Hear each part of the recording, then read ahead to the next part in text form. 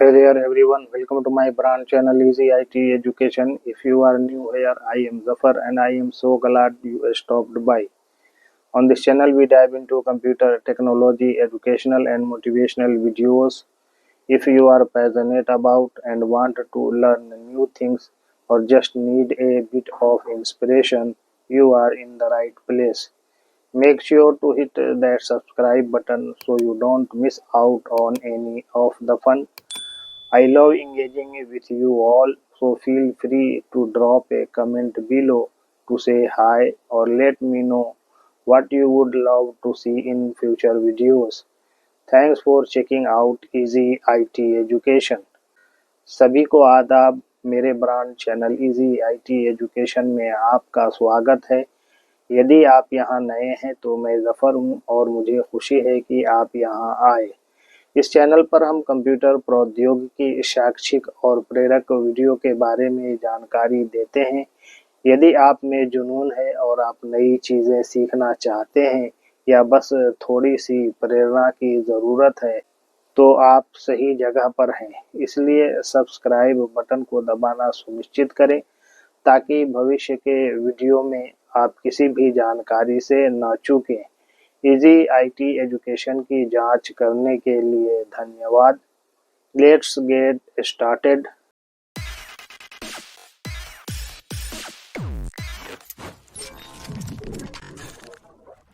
How to create pivot table in Excel. Excel में pivot table कैसे बनाएं। Overview.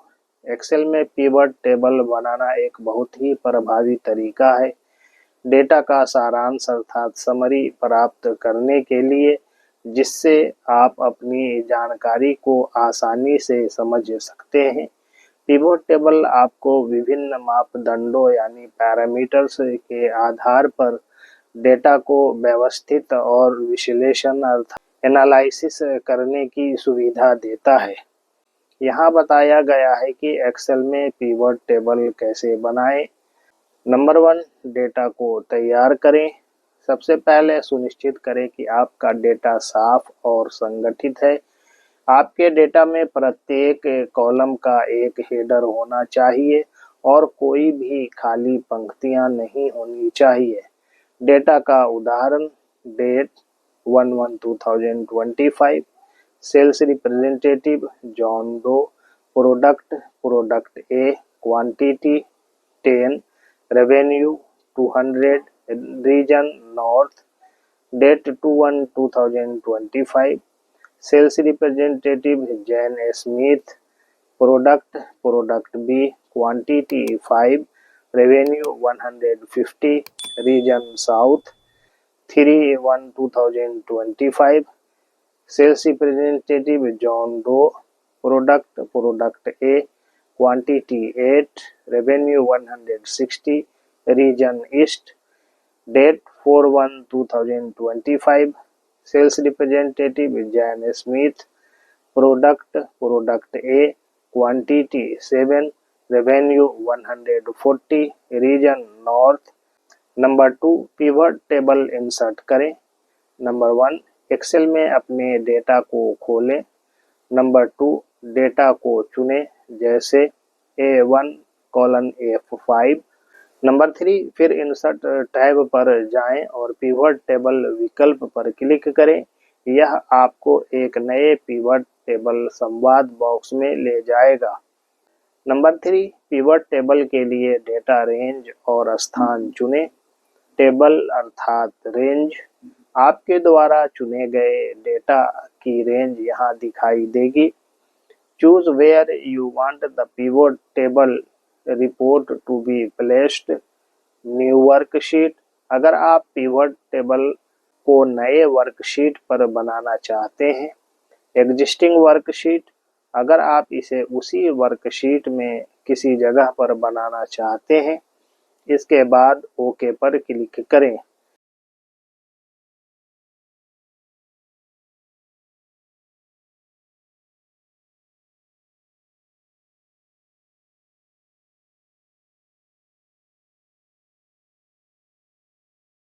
Number 4, pivot table का layout set करें। Pivot table का पैनल दिखाई देगा जिसमें आप ड्रैग एंड ड्रॉप करके डेटा को विभिन्न सेक्शन में रख सकते हैं। रोज वह फील्ड जिनकी आप पंक्तियों में गिनती या सारांश देखना चाहते हैं। उदाहरण के लिए सेल्स रिप्रेजेंटेटिव या प्रोडक्ट को रोज में खींच सकते हैं। कॉलम्स वह फील्ड जिनके आधार पर आप डेटा को कॉलम में व्यवस्थित करना चाहते हैं। उदाहरण के लिए आप रीजन को कॉलम्स में खींच सकते हैं। वैल्यूज वह डेटा जिसे आप गणना करना चाहते हैं, जैसे रेवेन्यू या क्वांटिटी।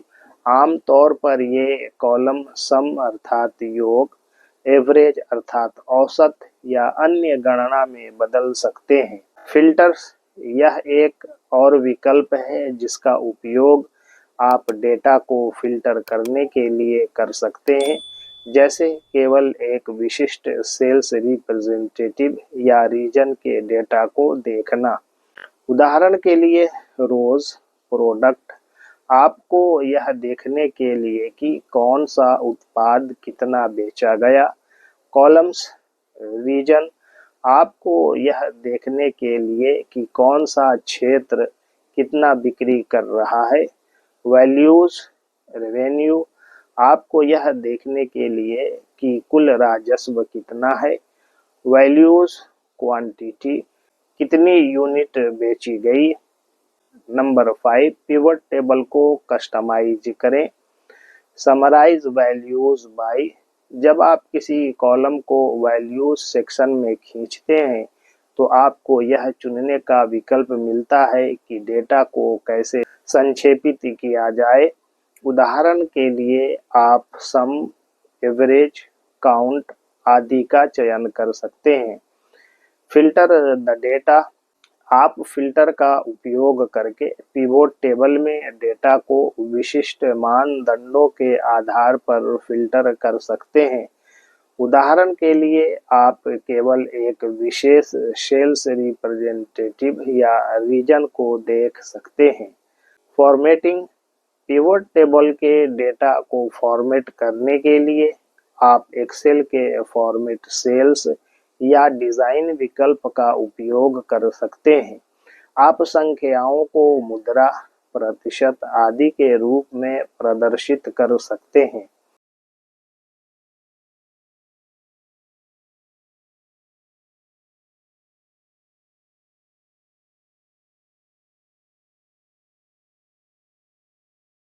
नंबर 6, पिवट टेबल को अपडेट करें। अगर आपके डेटा में बदलाव होता है तो पिवट टेबल को अपडेट करने के लिए आपको राइट क्लिक करके रिफ्रेश विकल्प का चयन करना होगा। यह पिवट टेबल को आपके डेटा में किए गए परिवर्तनों के अनुसार अद्यतन कर देगा। नंबर 7, पिवट टेबल का परिणाम। आपके पिवट टेबल का परिणाम अब आपको डेटा को सारांशित और व्यवस्थित रूप में दिखाएगा।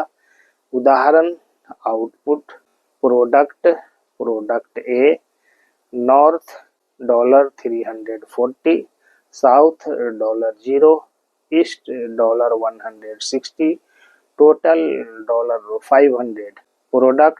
Product B north $0, south $150, east $0, total $150। Total north $340, south $150, east $160, total $650। निष्कर्ष। पिवट टेबल एक्सेल का एक शक्तिशाली उपकरण है जो आपके डेटा को सारांशित करने, विश्लेषण करने और प्रस्तुत करने में मदद करता है। आप आसानी से विभिन्न मापदंडों के आधार पर डेटा को व्यवस्थित और संक्षेपित कर सकते हैं, जिससे आपको महत्वपूर्ण जानकारी जल्दी मिल सके।